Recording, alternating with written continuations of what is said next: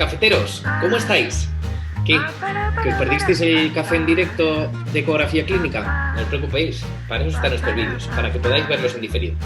La verdad es que echamos un café bastante agradable con Juanjo Zafra y Tomás Villén.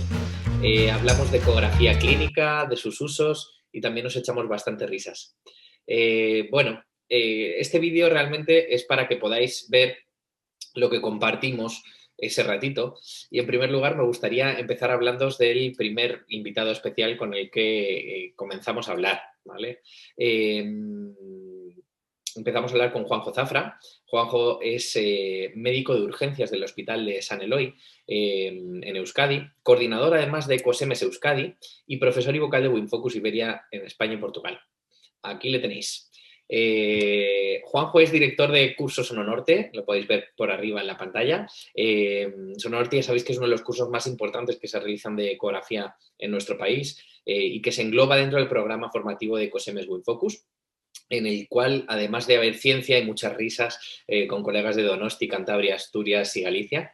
Le pedí a Juanjo que se definiese en pocas palabras como profesional y me dijo que era un profesional en constante aprendizaje, que aprendía de todos y que de todos aprendía y que cuanto más quería saber, más sabía que no sabía nada. La verdad es que nos reímos bastante con él y comenzamos hablando de su canal de YouTube que se llama Épica Podcast. Os recomiendo, la verdad, que lo visualicéis. Épica Podcast. Un formato en el que aprendemos ecografía de una manera divertida, graciosa, con unos gags estupendos, ¿no? Y en el que, programa a programa nos van recordando diferentes especificaciones sobre esta técnica tan interesante que es la ecografía clínica. Juanjo es un tipo divertido, es un tipo además que igual utiliza la ecografía, con un paciente que esté malo, que con cualquier tipo de paciente que se nos ponga delante. De hecho, fijaros, en su pueblo cualquier paisano que le pilla por delante con el eco en la mano le pide que le eche una manilla. Así que nada, os voy a dejar con el programa en el que empezamos inicialmente a ver un pequeño vídeo resumen de Épica Podcast, programa con el cual queremos hacer un hermanamiento desde Café Club del Conocimiento y para que os hagáis una idea de cómo es el programa. No os desvelo demasiado para que os suscribáis a su canal y podéis seguirlo. Y a partir de ahí, pues Juanjo nos empezó a contar la dificultad que supone la postproducción de este programa y, sobre todo, cómo se les ocurrió la idea de generar docencia en ecografía clínica a través de Épica Podcast. Os dejo con el programa directamente, espero que disfrutéis de él. Tomás Villén se incorporó un poquito más tarde porque no encontraba hueco para aparcar alrededor del café, pero también contamos con su presencia y también veréis su participación en el programa. Esperemos que os guste y nada, os mando un saludo. Vamos a por ello. Dentro, Café Club del Conocimiento. Yo soy tu padre. No me obligues a destruirte.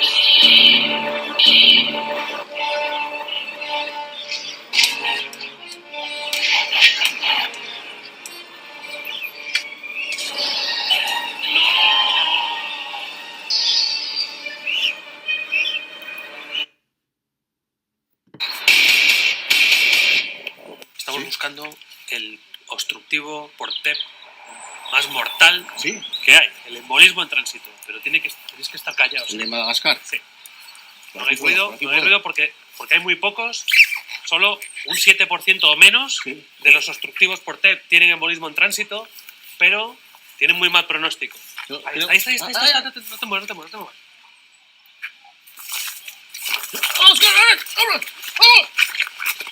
Aquí, Dale, míralo, cuidado, esto hay que manejarlo con mucho cuidado. Bueno, aquí lo veis, chavales. Wow. Esencialmente es igual. Sí. Es un obstructivo de un TEP, ventrículo derecho grande, signo de McConnell, ¿lo veis aquí arriba? Sí. ¿Vale?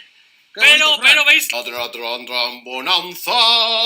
Muy buenas a todos, muy buenas a otro episodio de Épica Podcast.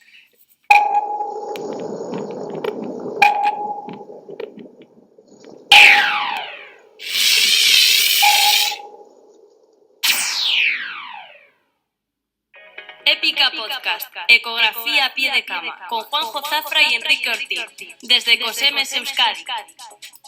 Esta. Como os digo, queríamos hacer esto un poquito más, entre comillas, elaborado, muchas veces perdiendo frecuencia. Entonces, claro, editar un vídeo. Bueno, pensar qué temática vamos a dar el vídeo. Contar con los colaboradores, porque aquí David Chaparro vino de Madrid a mi casa. A veces lo hacemos por Skype. Tomás tiene uno en mi casa, el de Bricoecomanía es genial. A mí me gusta mucho también. Y vino a casa. Entonces, contar con los colaboradores. Después, la edición de todo el tinglao me llevaba mucho. Me llevaba igual, es que decirlo así suena bestial, pero igual estaba 2 semanas editando, porque no estamos a full time, curramos. Entonces, bueno, Que no lo parezca. aunque no lo parezca. Salía lo que salía, a veces plan churro, otras veces algo mejor. Y bueno, es que las imágenes que has puesto solo se ha visto una eco, pero de verdad que hablamos de eco, no hacemos el payaso, solo. Bueno, mi intención era un poco abrir el gusanillo a la gente para que diga, bueno, y esta gente loca exactamente habla de ecografía o no. Pero ahora, hablando completamente en serio, creo que es un canal completamente recomendable para ver, donde se aprende muchísimo, donde habléis con muchísima rigor científico de todos los temas que tratáis, con ese toque de humor que os caracteriza, ¿no? Y que hace precisamente, bueno, pues yo creo que amable algo que a veces pues no lo es, ¿no? En el sentido en el que, bueno, que resulta frío, ¿no? Hablar de ecografía, sobre todo si no se ve en directo, si no se practica en directo, ¿no? Y bueno, intentando salir del formato ese típico, ¿no? Bueno, de un formato de clase virtual, ¿no? En el que se enseñan vídeos, imágenes, etcétera, ¿no?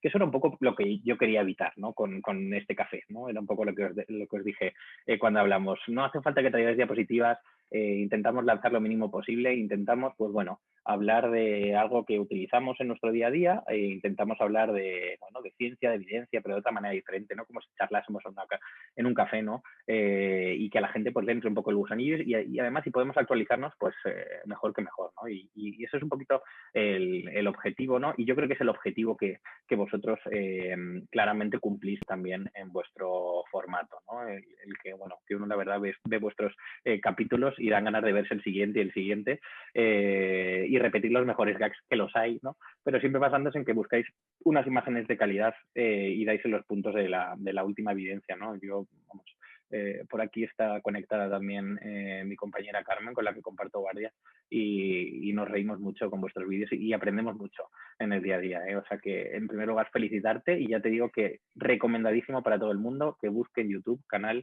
Épica Podcast, donde vais a poder disfrutar y aprender un montón.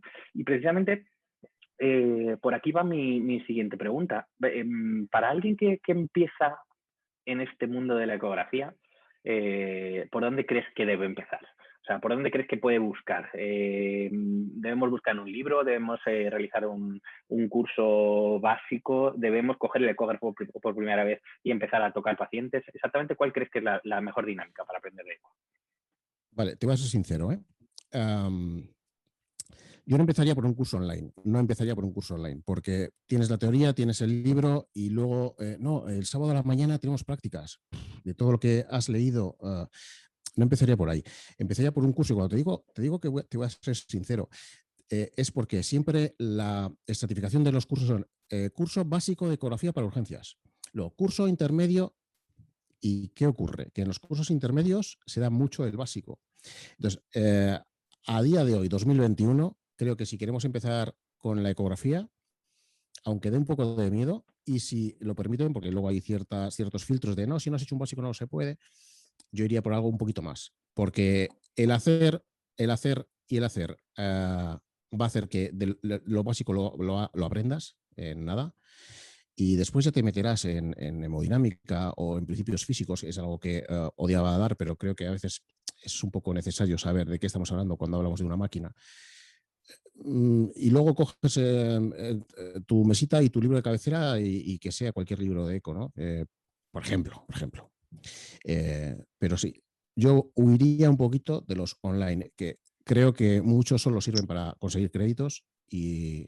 Perdón, que igual me estoy tirando piedras sobre mi tejado, no lo sé, pero donde esté, con las restricciones de hoy en día, donde esté un te llevo, te asesoro, es para aquí, es para allá, te pregunto las dudas que acabo de oír ahora mismo. Yo creo que por ahí irían los tiros. Yo creo que sí, que además los que nos dedicamos, ¿no?, a la formación,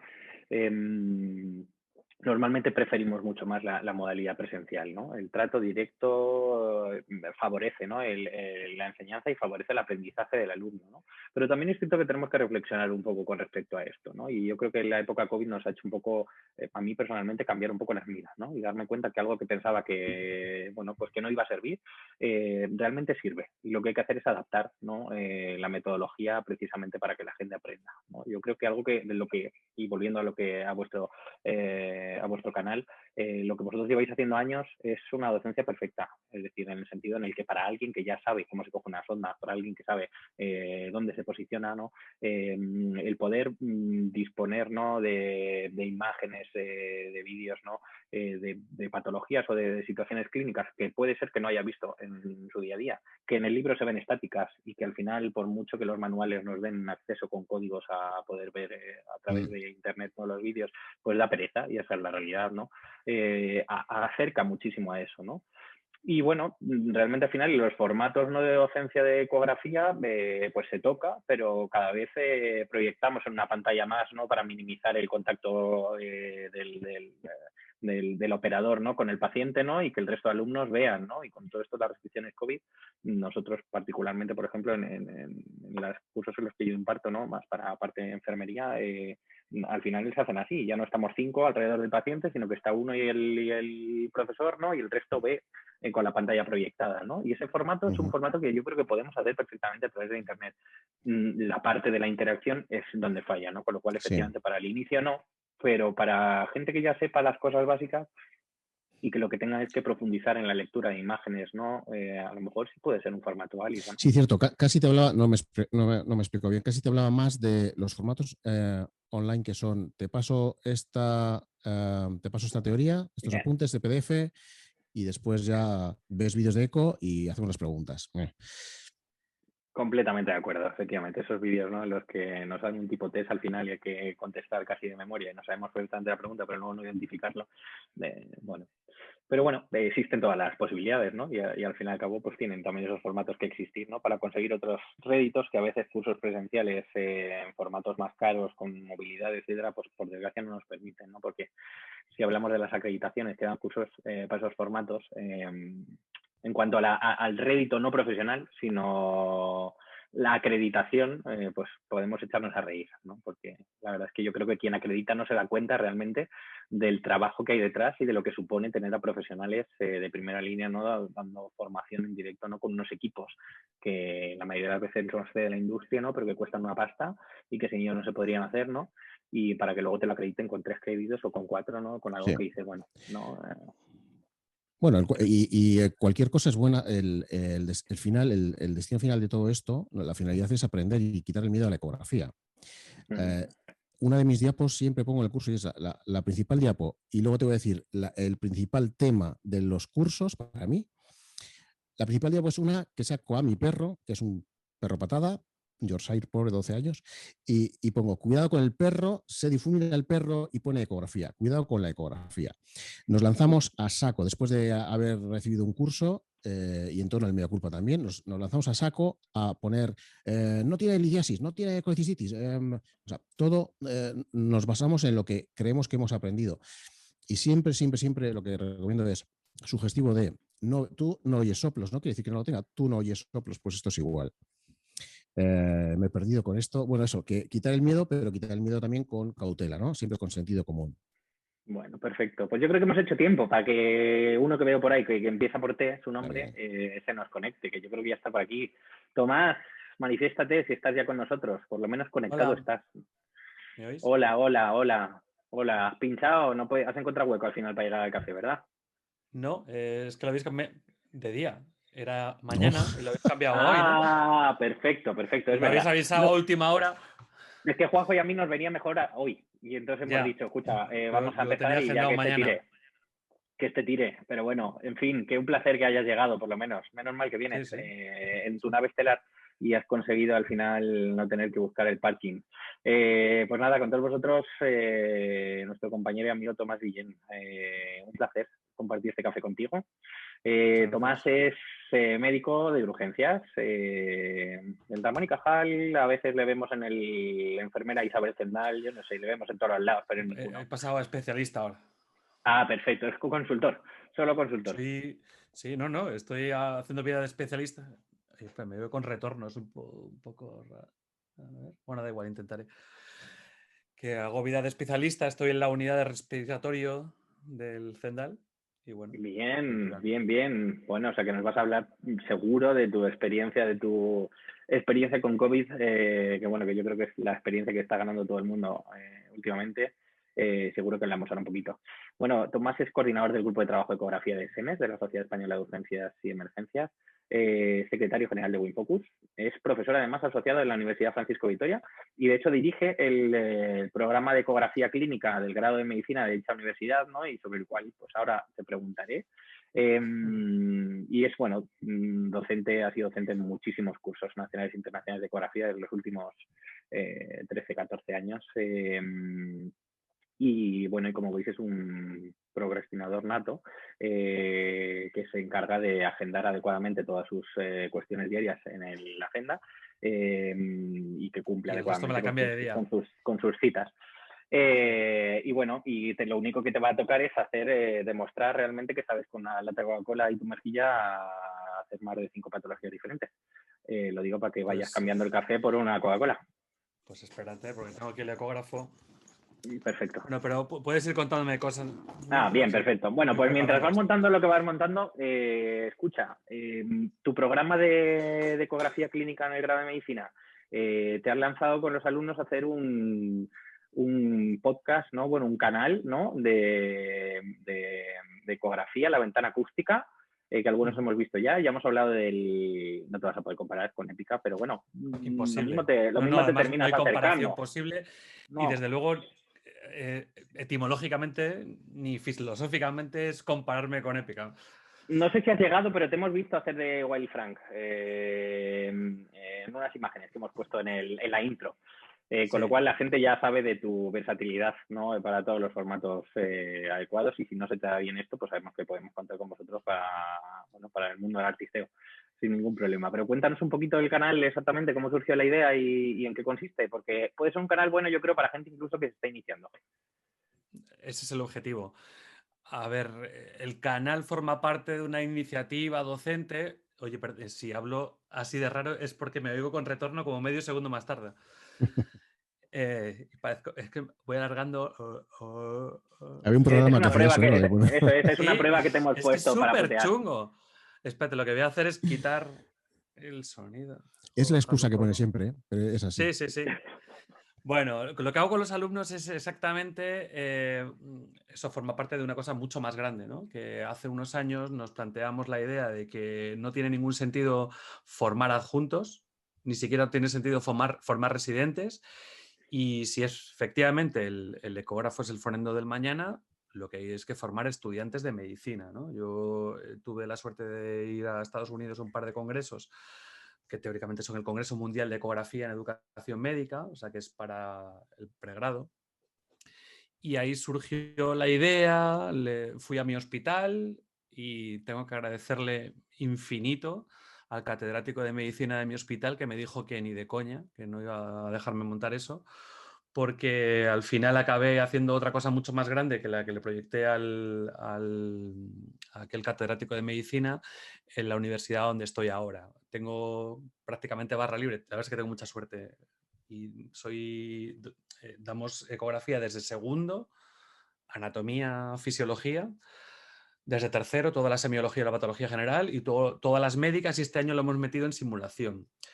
Dentro de este magma, que esto es obligatorio para todos los alumnos de la Facultad de Medicina, obligatorio para todos, no es una cosa ni optativa, ni troncal, ni es una asignatura, sino que forma parte de todas las asignaturas, pues unas 10, todas las médicas, anato 2, patología general, cirugía, así lo voy diciendo un poco de memoria. Al igual que se hace en Estados Unidos, hicimos un grupo de alumnos con interés en ecografía, ¿no?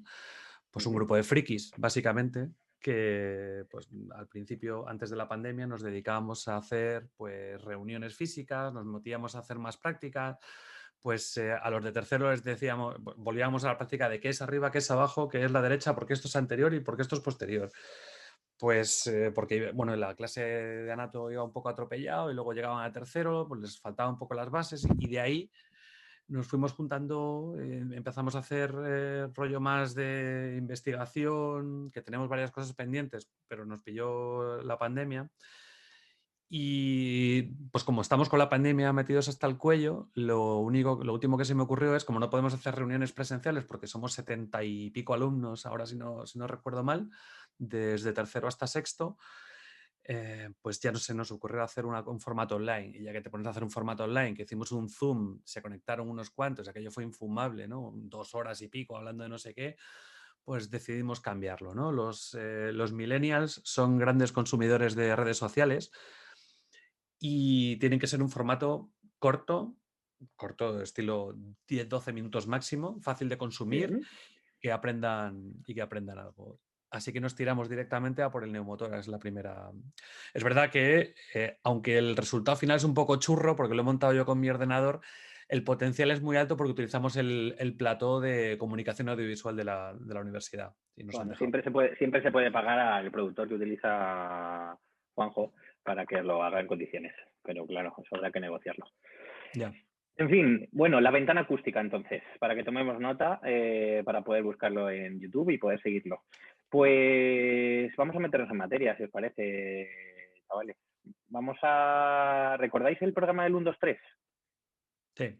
Mucho tiempo, ¿no? Las parejas ahí, hermanos, hermanas, padre, madre, ¿no? Y que se Los les hacía una amigos de residentes de pregunta, Madrid. se hacía una pregunta y se jugaba en el piso en Torrevieja en función de lo que contestaran, ¿no? Bueno, pues vamos a jugar a ello. Un formato rápido y a ver cómo se da. Hoy tenemos que convencer a la gente a que la ecografía clínica sirve en urgencias. Entonces, ¿cómo vamos a intentarlo? Pues hablando de los usos más frecuentes, en primer lugar, de la ecografía clínica en urgencias. De tal manera que Ecografía pancreática. la que os salga del pijo, pero la que nos sirve realmente en el paciente que está malito, ¿no? Es decir, la que nos interesa hablar en el día de hoy, por ejemplo. Entonces vamos a tener, bueno, pues 45 segundos vais a tener para poder nombrar usos clínicos de la ecografía clínica en el servicio de urgencias o en emergencias.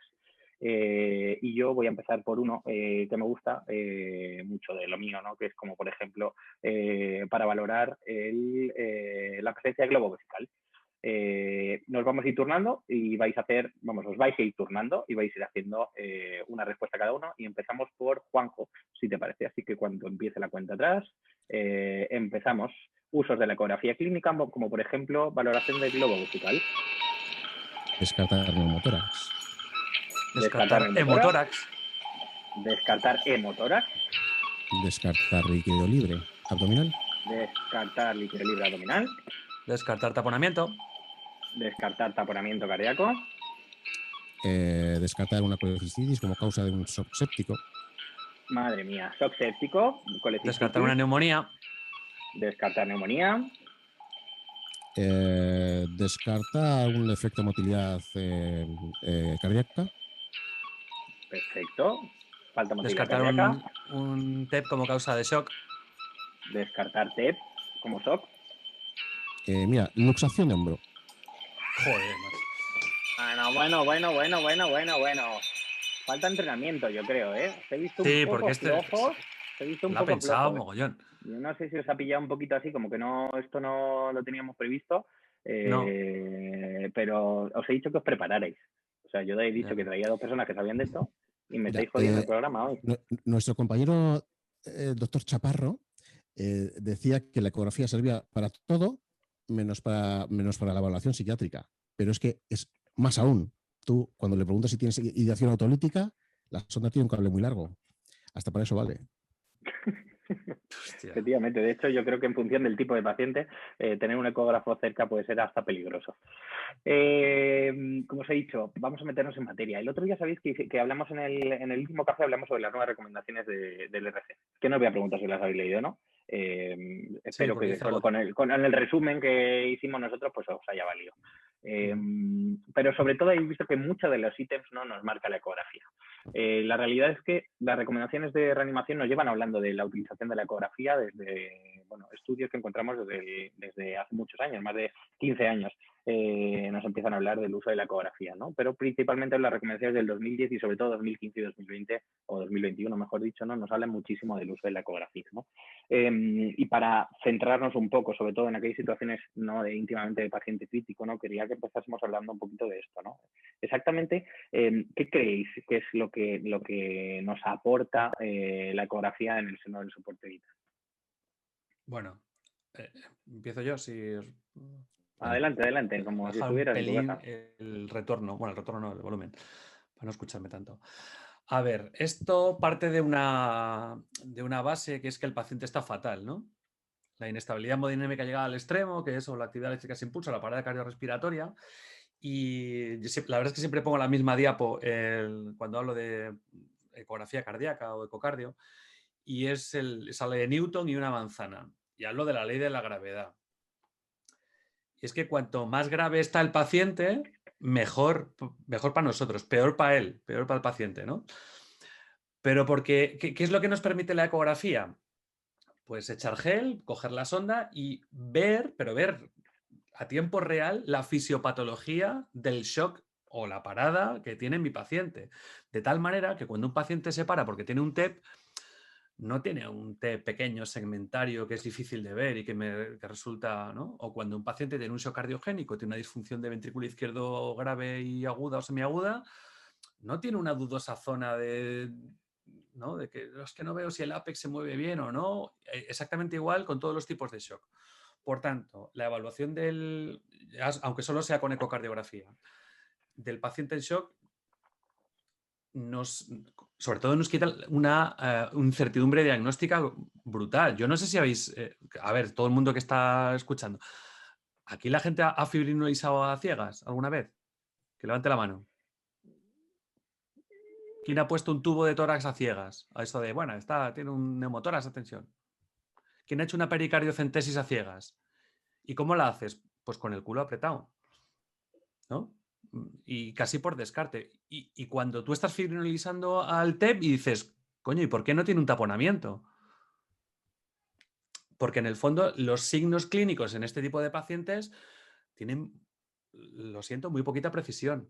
¿Vale? Y quiero decir, si alguien no es por no hacer apología de la no exploración física, que esto siempre tiene que ser un complemento de la exploración física, pero en este contexto, desde el contexto de paciente Chunger, el paciente Chunger tiene unos hallazgos en la exploración física convencional que deja muy poca, vamos, que la incertidumbre la mantiene en el mismo sitio de casi donde empezábamos.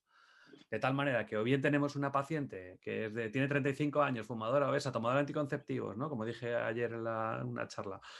Si es el paradigma de un TEP y cae y se para, que esto no pasa nunca o muy pocas veces, o tengo un problema. Tengo un paciente que está hipotenso, taquicárdico, azul, con el cuello gordo, boqueando, mirando al techo como si fuera transparente y no tengo ni idea de lo que le pasa. Y ahí tengo que decidir si le pongo líquidos y no le pongo líquidos. Si no le pongo líquidos, vamos, la ecografía tiene un valor incuestionable porque el problema de las guías es que dan por hecho que tú vas a llegar al diagnóstico no sé cómo. Y en muchas ocasiones es muy, muy complicado, muy complicado. En ese Sobre sentido, todo Adelante, dime, Juanjo. Y Antonio, no, dale. No, dinos, que digo que el problema sobre todo lo tenemos porque posiblemente la situación en la que con más precocidad no se tiene que tomar decisiones, ¿no? Decisiones rápidas y posiblemente, pues bueno, pues eso, con pocas o ninguna información a veces, ¿no? Tú decías, Tomás, que pocas veces se da el de la mujer joven, anticonceptivos, tal, pocas veces os llega al hospital. Pero los que trabajamos en la calle lo vemos. Lo vemos y tenemos que pensar y que decir qué carajo hacemos, ¿no? Y este es el del libro típico o qué hacemos, ¿no? Incluso a veces, ¿no? Recuerdo un caso relativamente hace poco, nos contaron nuestros compañeros que llegan al 12 de octubre de lo que tú contabas, ¿no? Y los cardiólogos en el hospital decían que sí, estaban locos y porque habían fibrinolizado a la paciente, ¿no? Y bueno, realmente la paciente tenía un TEP masivo brutal, ¿no? Que además incluso se veía en imagen ecocardiográfica pillada así de refilón, ¿no? Con las complicaciones posteriores, pero al final con una recuperación al íntegro a los 10 días perfecta, ¿no?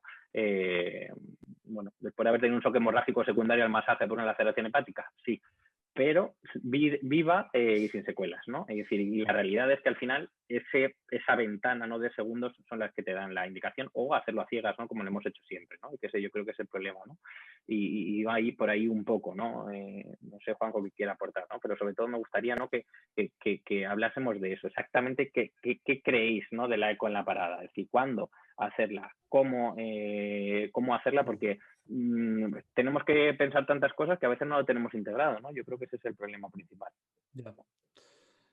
Y antes de meternos en la metodología, una cuestión filosófica. Una compañera, es que esto es útil en urgencias y en emergencias, una compañera de emergencias a la que aprecio y estimo, y es una crack de emergencias, lamentablemente una vez hizo un comentario y era, la eco, la UTE ahora mismo en Euskadi no tiene ecos, y dijo, es que la eco en la ambulancia lo veo como una pérdida de tiempo, porque voy a estar enredando y, a ver, cuando estaba en la Cruz Roja de estudiante de medicina, una anestesista que nos daba clases decía, sois meros taxistas. Y aún así ni eso. Pues esto es así, ¿no? Yo creo que la UTE no es taxista, obviamente va a estabilizar al paciente, pero qué mejor que estabilizarle cuando sabes lo que le está pasando realmente, o cuando tienes más datos de los que te deja la exploración, la palpación, la auscultación y la inspección. Y esto es la eco, ¿no? Es meterlo en medio o después de lo que sueles hacer y, joder, tu actitud va a cambiar, perdón. Tu actitud va a cambiar y vas a diagnosticar y tratar mucho más eficazmente y eficientemente al paciente que vas a llevar en la ambulancia. Es que este comentario, como el de ayer, que a un ponente de esta sala le dijo a alguien, entretenerse con la ecografía. No es entretenerse, es darte el diagnóstico. Tengo una diapo que es un dibujo hecho por mí en una vez esas que me vine arriba y estás tú en el box vital reanimando a un paciente sin parar de dar masaje, sin parar de meter adrenalina, actividad eléctrica sin pulso, y así puedes seguir, ¿cuánto? 30 minutos, ¿no? 30, 32. Y luego te viene alguien con un ecógrafo y te dice, te voy a echar una mano y vamos a ver si sabemos qué es lo que le está pasando a este paciente. Y en base a eso actúas. Es eso. Y ahora si quieres podemos hablar del protocolo CASA y todo esto. Pero la eco es sí o sí. CIR, CASA, COS, ¿cuál creéis que es lo que mejor deberíamos hacer a día de hoy? ¿O cuál es la dinámica? Porque a lo mejor no hay un protocolo, ¿no? Y realmente sentido común, integrar, ¿no? Ahí está. Sentido común, pero siempre metido. Es decir, el sentido común vale para todo. Baja otra vez un poco, lo siento. El sentido común vale para todo en la eco, pero el problema de la parada cardiorrespiratoria es que no, las compresiones tienen que seguir, ¿no? Entonces, ahí tenemos un problema. Por un lado, hay miles de protocolos en general, hay varios protocolos en parada cardiorrespiratoria, probablemente el FIL es el que un poco más real es de todos, ¿vale? En el sentido de que vamos a descartar las causas tratables de actividad eléctrica sin pulso, las ventanas de tiempo están muy establecidas y esto es lo importante, no hay que salirse de las ventanas de tiempo. No podemos retrasar el inicio de las compresiones para nada. De hecho, probablemente el café del conocimiento dentro de 10 años estaremos diciendo que el que use la ecografía transtorácica para ver la parada cardiorrespiratoria pues está trasnochado, porque lo que hay que utilizar es la transesofágica, en el que no se paran de dar compresiones y encima tal, ¿no? Entonces, espérate que no iba a decir. Ya me he perdido. Las compresiones. Es decir, esto no debemos perder la perspectiva. Y desgraciadamente, esto no es una cosa como el ecocardio, que yo puedo entrenar por mi cuenta. Hay que establecer, pues, estilo, ¿cómo se llama esto? Lo de bailar, como una coreografía. la gente tiene que saber dónde, cómo, cuándo, y esto hay que entrenarlo. Yo no encuentro otra solución diferente a entrenar el hecho de meter un ecógrafo dentro del contexto de una parada cardiorrespiratoria. Esto no se puede improvisar, ¿no? Esto, nuestro compañero Jota Alonso siempre dice, ¿sabéis cómo se detecta un cardiólogo en una parada? El que coge la sonda y hace, si dice, para, a ver, hazlo en 4 cámaras, no sé qué, ese es cardiólogo, seguro. Y lo peor es que no tienen conciencia de que lo que están haciendo está no mal, sino fatal, ¿no? Entonces, la ecografía en parada cardiorrespiratoria, sí, en la rama de actividad eléctrica sin pulso, por el valor que tiene, sí, desde luego, pero requiere rodaje y entrenamiento. ¿Cuál creéis que es la mejor ventana para acceder principalmente al corazón durante la parada cardíaca? Subcostal, la primera. Que no te vas a quitar la mano al que ya está apretando. ¿El qué? Y en la que no tengas que quitarle la mano al que está haciendo compresiones. Ya, claro. Por eso, teóricamente, la subcostal, poco gel. Porque como dejes aquello como un sembrado lleno de gel, luego el que voy a dar compresiones otra vez se va a acordar de ti. Y bueno, lo único es que si no hay ventana en 3 segundos, tendrás que plantearte otra y para mi gusto sería un Apical 4. ¿Es real eso de que si no tenía ventana en un lado tenemos ventana en otro? ¿Qué se suele decir? Sí, eso decía en Twitter un canadiense, sí. De hecho, los tíos tenemos muy mala ventana subcostal. O sea que cuando no se encuentra ventana en ningún lado, realmente lo que falla es la mano del operador. No porque falle la norma. Bueno, ahora está bastante de moda porque hace, ¿cuánto? La semana pasada me dijeron, ¿me puedes echar un vistazo al corazón y tal? En un paciente con ventilación mecánica no invasiva y no había ventana por ningún lado. A un hemopericardio, todo lleno de aire. Esa es otra opción. Lo cuento un poco a modo de anécdota. Una vez entro en el box de reanimación de mi hospital y me encuentro que después de una parada, el paciente está desaturado, hipotenso y tal, no se lo podían subir al cateterismo, ¿no? Y cuando llega la cardióloga, oye, pues tiene un shock cardiogénico, le ponemos droga, le ponemos butamina, dopamina, no sé qué. Y dice la R mayor de cardiología. Yo entré a por el ecógrafo a otra cosa, ¿eh? Y me encuentro a la R mayor de cardiología que está mirando y dice, pues no veo el corazón, pero no encuentro el corazón. Y dije, tipa, acabas de hacer el diagnóstico tú sola, ¿no? Neumotora esa tensión. Entonces, o sea que también hay otras causas de no tener ventana.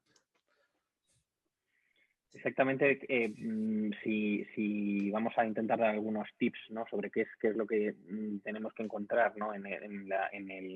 Durante la visión de intentar visión de 4 cámaras o visión cardíaca, ¿no? De ecocardio durante la parada para intentar descartar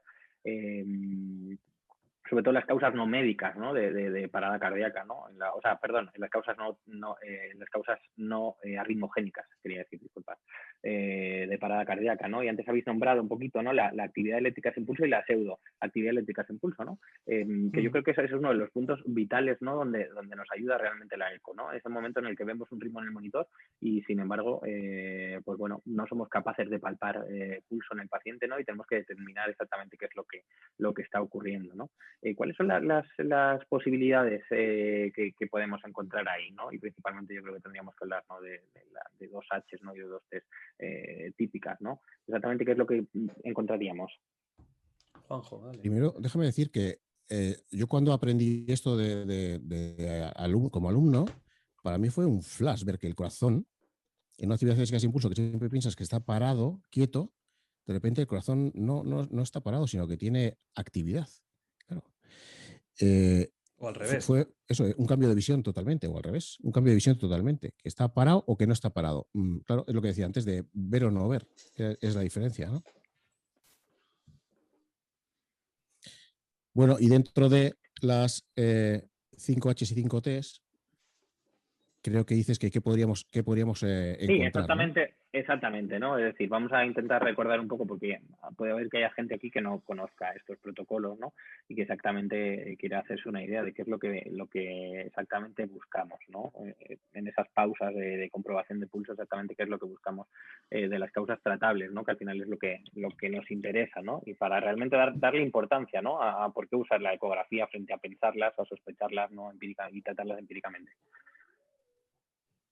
Bueno, la primera, esto como el 1, 2, 3. Así, grosso modo, en un subsifoideo buscas derrame pericárdico y, como decíamos antes, la ley de la gravedad, un taponamiento pericárdico se tiene, en teoría, que colapsar las cavidades derechas, y si tú ves mucho negro alrededor del corazón, mucho negro alrededor de algo que antes te costaba encontrar, o en otros pacientes te cuesta encontrar, pues ya tienes muchas papeletas de que la causa de esa ASP pueda ser, ¿no?, por el taponamiento cardíaco.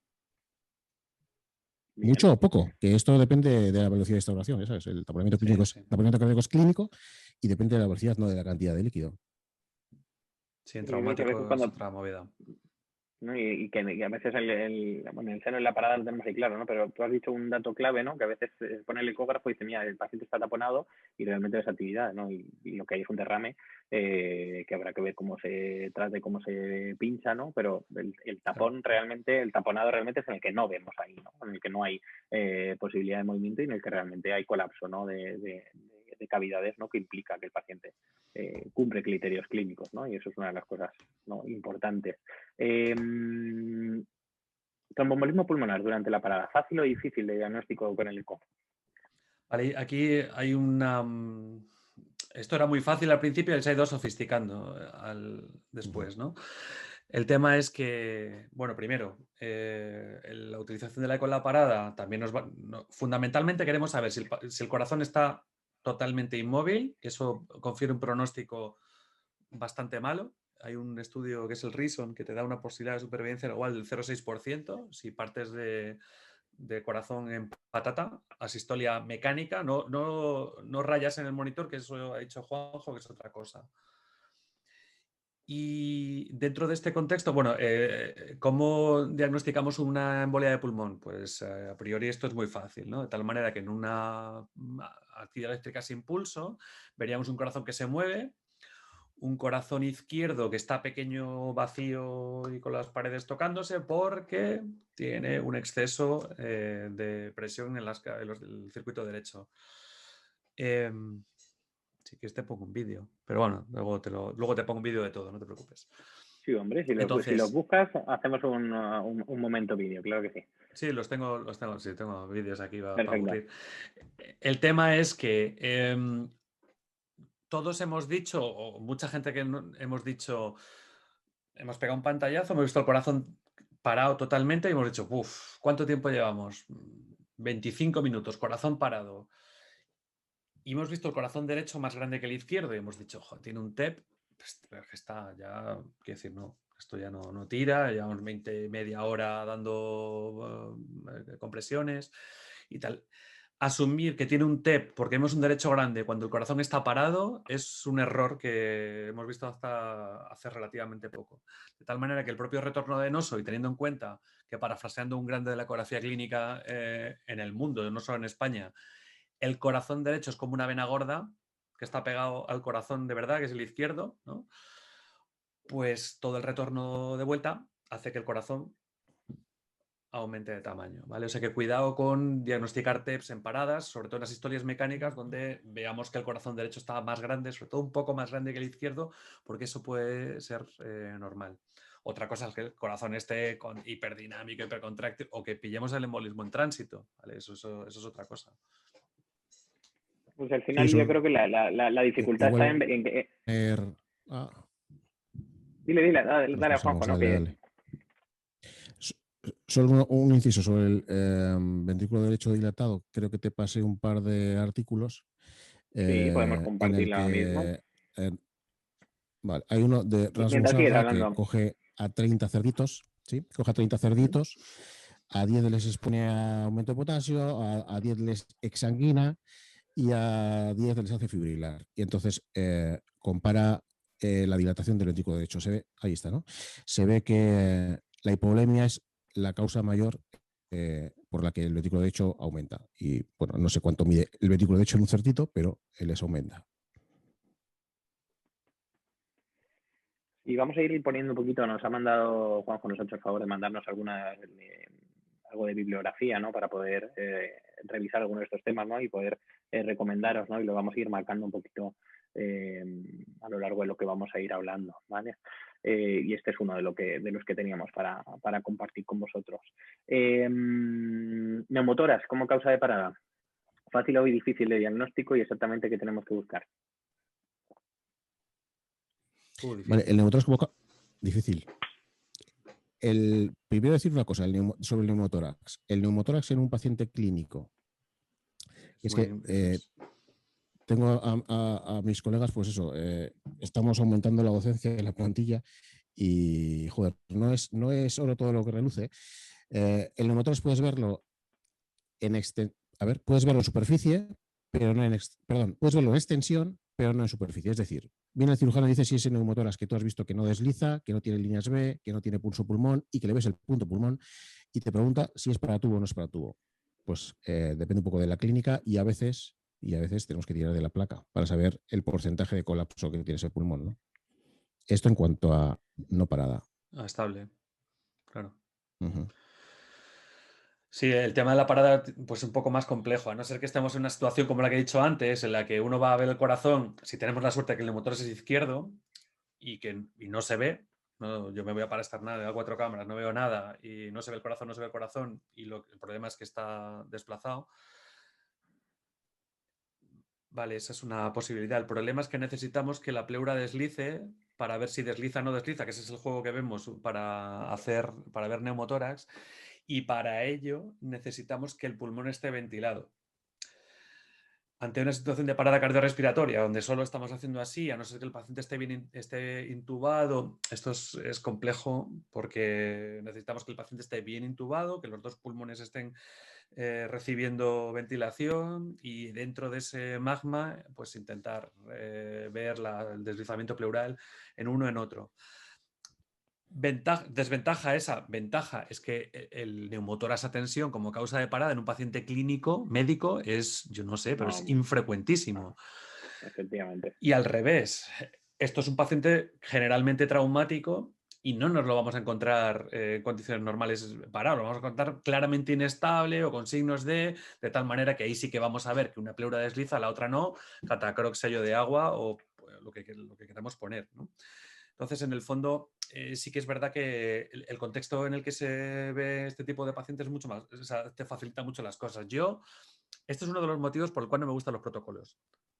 Hay protocolos de shock que dan el mismo peso al neumotórax y, joder, es que la causa de un neumotórax en un paciente clínico o médico es infrecuentísimo que a una aorta rota, como un taponamiento. Y no es así. De tal manera que en un paciente traumático sí que pienso en un neumotórax, en un paciente médico a priori no, a no ser que venga de neumo que le acaban de pinchar un derrame pleural o una masa. Pero siempre hay algún dato que por eso. De todas formas, hay poco descrito en la manera de el protocolo de buscar un neumotórax a tensión como causa de la parada. Vamos con una que puede ser algo a lo mejor. Sí, antes de que se pare, sí. Si puedes, antes de que haga una parada respiratoria, mira cómo tiene las pleuras, porque luego está la intubación selectiva, entonces ese pulmón no se mueve. ¿Por qué? Claro, porque estamos en el esófago, porque estamos en el otro pulmón o porque tenía un neumotórax previo. Sí. Bien, este dato es muy interesante, ¿no? Y vamos con uno que a lo mejor es complejo en el seno de valorar, ¿no? Y yo creo que al final el contexto, ¿no? Es lo que nos marca un poquito, ¿no? Ver exactamente de dónde viene ese paciente, ¿no? Qué tipo de paciente tenemos delante, ¿no?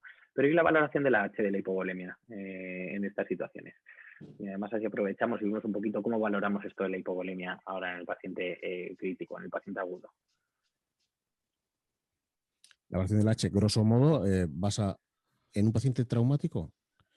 Bueno, claro, por eso digo, yo creo que más en el médico, ¿no? Pero nos es fácil en este contexto, porque fuera del contexto ya lo tenemos a veces, ¿no? Pero dentro del contexto, ahora, y especificando que estamos hablando de la parada de escarache, la hipovolemia, viendo un ventrículo derecho plano, ¿no? Un ventrículo izquierdo plano, fácil, difícil, líquidos si sospechamos y punto, ¿o qué?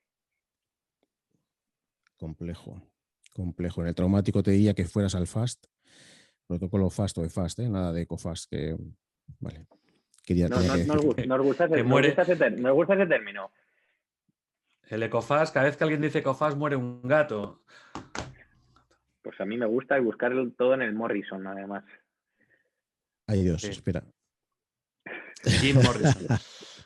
A ver, no sé si puedo cambiar mi fondo. A ver, ¿qué nos vas a poner? No se dice ecofast. Entonces tendría que Vale, grabar sin más de más. uno a fuego, ¿eh? Más de uno a fuego, o sea, tendría que grabar esto. Sí. Bueno, fuera del líquido, Hondo. fuera del líquido libre y del paciente no traumático, o sea, del paciente traumático, en el paciente no traumático hipovolémico, ¿cómo podríamos, qué es lo mejor para valorar a día de hoy? Si cava, no, ¿qué es lo que podemos hacer? Yo soy muy pragmático en este contexto.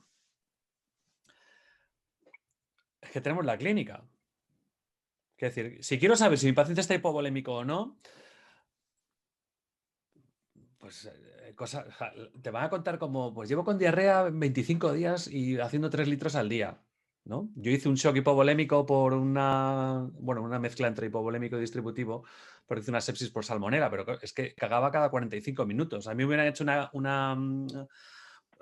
cava, te hubiera dado igual, porque es que solo había que verme que estaba hecho una mierda y cagando cada... O sea, quiero decir, parece una memez, pero esto partimos siempre de la clínica, ¿no? Aquí lo difícil probablemente es si igualamos el hipovolémico con el distributivo, que en el fondo lo podemos igualar. Aquí está la gracia, ¿no? De el poder detectarlo, ¿no? Una hipotensión que sea un distributivo, ¿no? Que se comporta más o menos como un hipovolémico en cuanto a lo que vemos.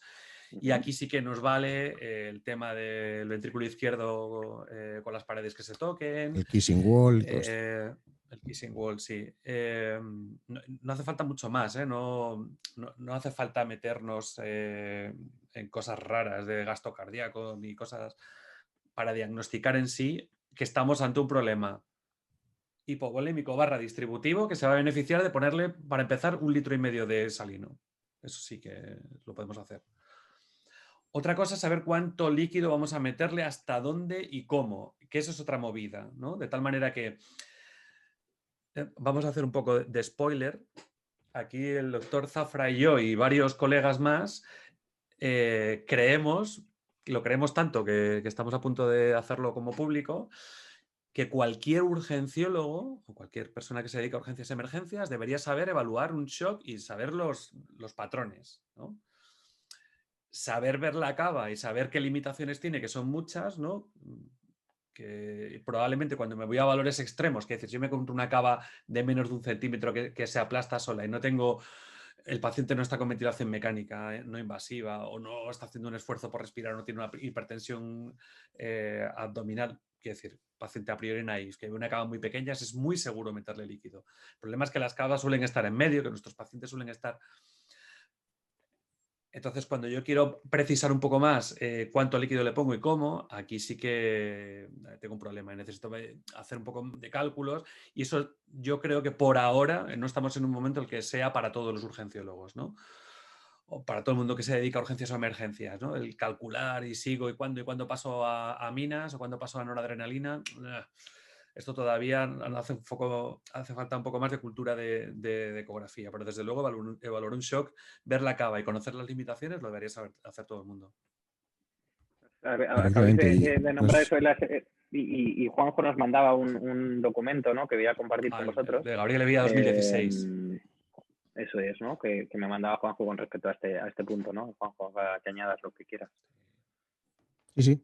Se ve, no sé si se está viendo lo que tengo de fondo.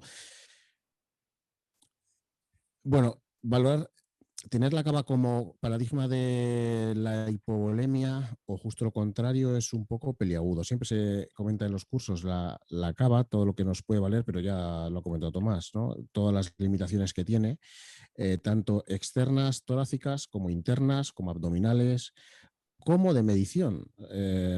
No tienes a un paciente con ninguna ventilación mecánica, el paciente no tiene un aumento de presión intraabdominal, pero a la hora de medirlo también tiene su exquisitez, porque la cava no es un cilindro como un macarrón. Si lo veis en transversal, la cava tiene un efecto lágrima u oval, a veces con pico. Entonces, saber dónde medirlo, que la cava tiene otro movimiento hepático que asciende y desciende, eso de los 2 centímetros de la válvula de Eustaquio, pues bueno, y desplazamiento lateral. O sea que sí, pero no. Así como hay que saber, como decía Tomás, de hemodinámica para ver si falta precarga o el problema es otro, la cava nos puede dar, nos puede orientar, pero también nos puede despistar. Es decir, Por eso que está el cava pero hashtag con acaba con sus la cava. peros. Eso es, que cava pero con sus peros, ¿no? Sí, eso es.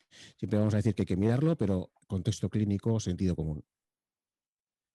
Estabais hablando había un momento que habéis nombrado el FAST, ¿no? Realmente, ¿cuál es la utilidad que encontramos con esto? Es decir, ¿cuántos FAST positivos realmente al final no nos sirven para nada o no sirven?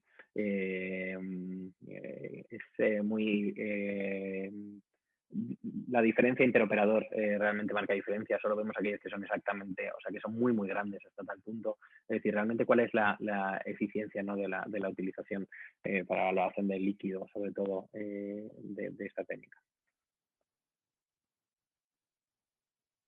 A ver, ya, que es que estaba el FAST tiene mucho más valor. La parte, bueno, el FAST es una cosa trasnochada. O sea, no sé, esto desde el año 2004 nadie debería estar haciendo un FAST. Justo estaba hablando esta mañana de ello. ¿Por qué? Porque desde el año 2004 tenemos un protocolo que se llama FAST extendido, que aprovecha la enorme precisión, la brutal precisión que tiene la ecografía pulmonar para detectar o añadir al protocolo la detección de neumotórax y de hemotórax, ¿vale? Y esto es lo que cambia, a mi juicio, la ecografía en el paciente politraumatizado, ¿vale? Hay varias sociedades que dicen que cuando un paciente, si en tu diagnóstico diferencial está el neumotórax, que en un politrauma es siempre, ¿no? Estás obligado a usar la ecografía. ¿Por qué? Porque tiene un 100% para descartarlo y un 100% para confirmarlo, ¿vale? Cuando el paciente no está parado, ¿no? Está el paciente o en trance tal, o inestable. Y esto es incuestionable. Quiero decir, aquí volvemos a lo mismo. ¿Quién ha puesto un sello de agua para ver qué tal? Porque me parece que no sé cómo. ¿Y cómo pones el sello de agua? ¿Pones así como...? La diferencia es en el sello de agua concretamente o en el tubo, en el fondo del sello de agua, que es lo que hacemos todos un pim pam pum rápido y luego ya ponemos lo que sea. Dicho esto, justo la semana pasada, ¿no? En mi guardia el domingo, la cosa cambia de decir, uy, no tengo claro, ven, aquí, pincha aquí, ven, trae esto, zasca, ¿no? Porque tengo la absoluta certeza que tiene un neumotórax y está aquí debajo. Es verdad que la parte de hemoperitoneo, aquí sí podemos hacer filosofía y tal. De hecho, todos los que tengáis la desgracia de ver pacientes pediátricos, el FAST tiene relativamente poco valor, ¿no? Los niños se comportan de forma, quiero decir, especialmente en el politrauma, los niños no son adultos pequeños, son una movida aparte, ¿no? Y aquí hay muchísima polémica sobre la utilidad del FAST para ver líquido libre, entendido como el FAST clásico, ¿no? En el manejo del paciente traumático pediátrico. En el adulto, bueno, en el fondo tenemos, quiero decir, si yo no quiero saber si mi paciente tiene líquido peritoneal, ni quiero saber que no, tampoco debería explorarle. ¿No? Dices, no, es que es una pérdida de tiempo por algún motivo. pasarle. Claro, si le hacemos un FAST para verle si tiene líquido libre, No, pues no se lo hagas, pero tampoco le toques la tripa. Porque eso es peor pérdida de tiempo, ¿no? Porque el tocarle la tripa es, en el fondo quieres ver exactamente lo mismo, pero peor, ¿no? Puedes percutir. ¿Se puede hacer el fast percutiendo? Sí. ¿Con qué precisión? Una mierda, pero se puede hacer, ¿no? Entonces, claro, aquí está el tema de que tiene tanto valor la ecografía que en el fondo la confundimos o le damos un valor puramente diagnóstico cuando en el fondo no lo tiene. Es un apoyo. Y aquí también esto es algo filosófico total, porque en Estados Unidos, por ejemplo, o los países donde la sanidad no es 100% pública, y ellos para nada lo ven como una extensión de la exploración física porque lo facturan aparte. El fonendo tú no lo puedes facturar, pero la eco sí, ¿no? Pero yo creo que en países como Canadá, España y pocos más, ¿no? Donde en Inglaterra, que más o menos funciona un poco igual, sí que Francia. somos más de filosóficamente utilizar la ecografía como una prolongación de la exploración física. El problema es que tiene una precisión tan brutal que es muy difícil saber cuándo empieza la prueba diagnóstica y cuándo acaba la extensión de la exploración física. Con lo bonito Nos y mandaba sencillo que es hacer Juanjo. una punción lavado peritoneal. Claro que sí, Sí, efectivamente. Y entretenido, claro. y entretenido sobre todo. Que eso para lo dice para Juanjo, la pero limpieza no hay que seguro. olvidarlo que el FAST ha jubilado la punción lavado peritoneal. Todavía los alumnos preguntan porque lo ven en los libros y que dicen que no lo ven en las prácticas y que no lo entienden. Adiós, gracias. Nos compartiste, Juanjo, un par de documentos, ¿no? Que no sé si los voy a poner un momento, ¿no? Que pueden ser documentos, yo creo, base, ¿no? Para que pueda empezar la gente a ver un poquito sobre esto, ¿no? Yo creo. Sí, si la gente quiere además ver cómo se vería un FAS abdominal, un FAS positivo, que coja al primer ascítico que vea, ascítico Claro. leve, y se meta en Morrison. Cuesta no decir la R, por lo del cantante. Sí, es como... Nos pasabas estos Guapo. dos papers, ¿no? Con respecto al FAST, ¿no? A utilizar, ¿no? Este primero de la revista. Pues eso también está mal. No es ecografía FAST, sino protocolo FAST. Efectivamente. Escucha, Si ¿mandasteis carta al editor o no? 2011 Estamos en yo estaba a otras cosas. Pues entonces no vale quejarse, tío. Esto es así. Bueno, bastante nos quejamos ya, ¿eh? Con el ecofast de las pelotas. Y el segundo que nos... Este es el artículo de Kirkpatrick. ¿no? Y estos dos artículos, ¿no? Para poder un poquito leer un poquito más con respecto al tema, ¿no? Y precisamente estabas hablando, ¿no? Al principio, ¿no? Tomás, ¿no? Hablabas de la ecografía pulmonar, ¿no? Hablabas de la evaluación de la ecografía pulmonar. Voy a aprovechar para poner uno de los, el primero de los papers, ¿no? Que me mandó Juanjo para poder compartir, ¿no? Y posiblemente, a pesar de los años, ¿no? Yo creo que marca los puntos muy, muy claros, ¿no? No sé si con respecto a lo que dice esta conferencia de consenso hay alguna cosa que queréis aclarar que a día de hoy no se utilice, pero puede ser un documento base, ¿no? Para que la gente pueda leer algo, ¿no? Con respecto a ítems clínicos o ítems ecográficos, ¿no? A valorar. Háblale, Tomás, del factor de impacto de este paper. El factor de impacto de este paper. A ver, esto se publicó en Intensive Care 2000. Te cuento un poco la intrahistoria, ¿vale? Esto se publicó en 2012 en Intensive Care. En el año 2014 fue el artículo más citado de la bibliografía. Si mezclas todo, urgencias, cuidados críticos, medicina, no ecografía, ¿eh? Y Intensive Care subió 4 puntos de impacto por las citaciones de este artículo en 2014. O sea que, un poco para contextualizar qué es lo que tenemos delante. Esto tenemos delante es una especie de... es el proyecto más grande que se ha metido WinFocus como tal, hasta la fecha. Estos fueron varias sesiones físicas en Baltimore, Barcelona... No, Baltimore fue la de trauma, perdón. En Barcelona, en Roma, 2 en Italia y luego otra en Nueva York. Y es un Delphi a 3 rondas con un grade modificado de tal manera que por cada ítem que tenéis o que está puesto, tenéis un grado de recomendación basado en la evidencia y basado en el consenso. Y con eso sale este artículo, ¿no? Casi desglosándose todas las aplicaciones que tiene la ecografía pulmonar. Problema, hasta el año 2012, o hasta el año 2011, que es la última fecha de recogida de artículos. ¿Hay que actualizarlo? Sí. Spoiler, están haciendo una segunda edición, se está empezando a trabajar en la segunda edición de esta conferencia de consenso. Joder, COVID de por medio, ¿no? Pre-COVID se estaba empezando a trabajar. Con respecto específicamente a esto del COVID, ¿qué nos podéis decir? ¿Qué ha supuesto la ecografía para todo esto que estamos viviendo ahora mismo? Que iba a decir que hemos vivido, pero que no puedo decirlo en pasado, que seguimos viendo a día de hoy. ¿Qué supone tener un ecógrafo en la mano cuando vemos COVID? Juanjo, dale. Mira, en mi caso, en mi caso, pues yo tengo que decir que he sido uno de los afortunados. No ha habido tanto pico en mi zona, o al menos en mi hospital.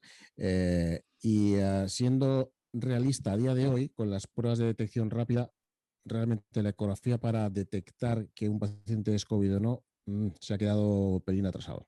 En cuanto a eso, así como spoiler, estamos trabajando a ver lo que puedo decir, en algo que pueda dar un poco de luz en la escala de hallazgos. En la escala se ha cortado un poco el audio. Se ha cortado un poco el audio, Juanjo. Escala, sí, en la proyección pronóstica del paciente según hallazgos ecográficos y clínicos. Si habéis leído, Tomás participa con Volpichelli en un artículo Lightbeam, Tomás, Lightbeam, ¿no? En el que sí, la descripción describe del signo. Eso es un nuevo artefacto que es el que se ve en la afectación por COVID, con multitud de líneas B coalescentes, pero con flash, ¿no? Que desaparecen en el momento. Como diagnóstico de un patrón, bueno, luego hay escalas, 0, 1, 2 y por campos pulmonares, pero como diagnóstico para hacer esa escala, está genial. Échale un ojo. No te he pasado el link de este bueno, artículo. No pasa nada. Si quieres me los pasas y los ponemos en la bibliografía del podcast para que la gente lo pueda ver. Perfecto. Sí. A ver, Tomás. yo, desde la experiencia de estar trabajando en un hospital 100% COVID, ahora mismo, en la unidad de cuidados intermedios respiratorios, tengo que decir públicamente que yo no uso Fonendo. Excepto que sospeche un broncoespasmo asociado, que son pocas veces, porque el paciente tiene o criterios previos de POC o historia previa de asma, ¿vale? Entonces, para mí el escuchar crepitantes, sí, no, cuidado, el EPI, es que para mí no tiene ningún sentido porque tengo ecógrafo. Ojo, porque tengo ecógrafo, no estoy aquí diciendo que no uso... De tal manera que si yo estuviera en un hospital 100% hecho para hacer paracentesis diagnósticas, tampoco percutiría, no creo, o sea, no percutiría sin duda porque tengo un ecógrafo, pues ahora que estoy en este hospital no uso Fonendo porque no me aporta nada, porque en el fondo es ver la afectación intersticial para verla si no. Alguien se piensa que podemos prever la evolución del paciente escuchando más o menos crepitantes secos que ayer, no tiene ningún sentido, ¿no? Pues, pero esto sí que me lo da la ecografía, ¿no? La ecografía me da un grado de evaluación enorme a la hora de que me está diciendo a tiempo real cómo está de aireado el pulmón. Si las maniobras de reclutamiento con no invasiva, con gafas de alto flujo o con lo que le pongamos al paciente están siendo efectivas o no. Si el pulmón, a pesar de todas estas que ponemos, que si el tocilizumab, que si le han puesto Remdesivir, que si estamos dando pulsos de prednisona y que no tal, y veo que cada vez el paciente, el pulmón está peor, en el fondo ya sé que va a acabar. O sea, la información que me da la ecografía pulmonar, y aquí tengo que citar de nuevo a Ricardo Campo, otro grande de la ecografía en España y en todo el mundo, que dice que el COVID-19 parece que está hecho a medida de la ecopulmonar. O sea, la cantidad de signos, cómo se comportan esos signos, cómo cambian, bueno, pues es que no se me ocurre una forma mejor que la ecografía. O sea, ni siquiera un TAC, ¿eh?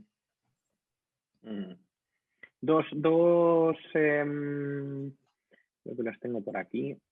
Dos recomendaciones, ¿no? Nos hacéis precisamente al respecto de la utilización de la ecografía en el COVID. Voy a intentar compartirlas en pantalla.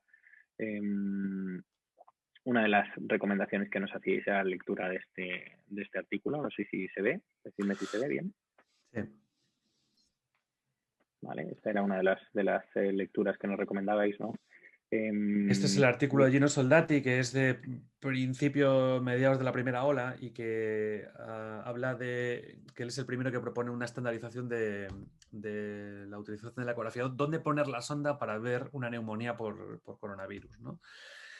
Hasta entonces, si nos vamos al consenso de 2012, pues utilizamos 8 zonas, que son 2 anteriores y 2 laterales por cada pulmón, pero Gino Soldati fue el primero que dijo que había que mirar la espalda, o el primero que lo escribió ahí en un artículo, que había que mirar la parte posterior. Al principio todo el mundo se le echó encima diciendo, bueno, yo incluido, esto tengo que hacer también mea culpa. Me parecía que es que no me voy a meter mucho más tiempo con mis pacientes ahí, con el EPI, que no sé qué, y encima tengo que mirar la espalda cuando no la he mirado nunca, pero tienes razón, efectivamente, cuanto más pacientes veía y más posibilidades y más cosas raras veía, pues el tema es que la afectación posterior aislada es posible y en muchos casos es a veces exclusiva, ¿no? Y pues la estandarización pues estaba bien. Luego tiene Giovanni Picelli otra que habla de áreas y habla de un poco de barrer y tal, pero en el fondo son prácticamente lo mismo. Yo creo que es el... ¿no? A ver, ¿dónde lo tengo? Sí, sí. Esa, aprovechando este espacio, que esa era otra, estar vestidos con el EPI, metiéndote con la sonda en la parte posterior, moviendo un poco al paciente. Bueno, mucho mejor que auscultar con toda la caperuza. Claro, ponte un fonendo con el EPI, claro. Bueno, y que al final yo creo que cuando no sabíamos sobre todo nada, ahora ya nosotros, no vemos como vimos en su momento, me refiero desde la extrahospitalaria, ¿no? Pero al inicio, yo también me tocó estar en el IFEMA, era curioso, ¿no? Como no veíamos nada en la radiografía, veíamos radiografías que estaban más o menos bien, ¿no? Y sin embargo, a nivel ecográfico veíamos los signos muchísimo antes, ¿no? Y ahí yo creo que la gente empezó a darse un poquito cuenta, ¿no? De la utilidad que teníamos de esto, ¿no? Y todo lo que había que aprender, ¿no? Y de ahí hasta ahora, un año después, yo creo que la situación ha cambiado bastante, ¿no? Tengo aquí delante el otro artículo que voy a compartir también. Aquí le tengo. Este era el otro artículo que nos recomendabais leer. Este es el que acaba de salir. Vale, Intensive Care Medicine. Y para poder un poquito también ver un poquito más con respecto a la ecografía y el COVID. Y hay uno de los artículos que todavía no he nombrado, ¿no? Y que no me quiero olvidar de él, que mandasteis, ¿no? Porque hemos hablado de la ecocardiografía en el seno en el contexto clínico de la parada cardíaca, pero fuera de la parada cardíaca, ¿no? Cada vez mayor utilización, ¿no? Y algo, sobre todo fuera del ámbito de las especialidades que antes se dedicaban exclusivamente a la valoración del corazón, ¿no? ¿No, Tomás y Juanjo? Es decir, cada día más, ¿no? La ecocardiografía en los servicios de urgencias es algo que determina el punto de inflexión, ¿no? Este es uno de los artículos que nos recomendabais precisamente, ¿no? Para hablar sobre ecocardiografía, ¿no? Y que es también antiguo, pero que quería un poco que destacarais exactamente qué es lo que le hace importante. Juanjo, dale. Juanjo, no sé si lo oyes o te has quedado muerto. Hola. Juanjo se ha quedado. Perdón, Juanjo se ha quedado, que no... silenciado. ¿Me oyes? Perdón, que sí, pero... Sí, te oímos. Aquí, te oímos. Estaba silenciado. Que una de las cosas que quería reseñar de este artículo, y en parte es por lo que te lo mandé, es porque las recomendaciones del europeo hablan de ecocardiografía de emergencias, no de ecocardioscopia. Hay una polémica en Twitter sobre la scopia. Entonces, bueno, habla puro y duro de ecocardiografía clínica. Hablábamos al principio, ¿no estabas, Tomás, de qué ha aportado la ecografía, ¿no? Y una de las cosas que puede aportar la ecografía, o al menos así lo veo yo, es ganas de aprender, pero ganas de aprender de todo. En quinto de medicina creo que se daba cardio, la onda E y la onda A, o sea, yo pasaba esas hojas como que no lo pregunten, cruzo dedos, que paso de todo. Y joder, ahora con la ecografía hasta motiva empollar de esto, ¿no? De ecocardiografía o hemodinámica. Entonces, bueno, un poquito eso.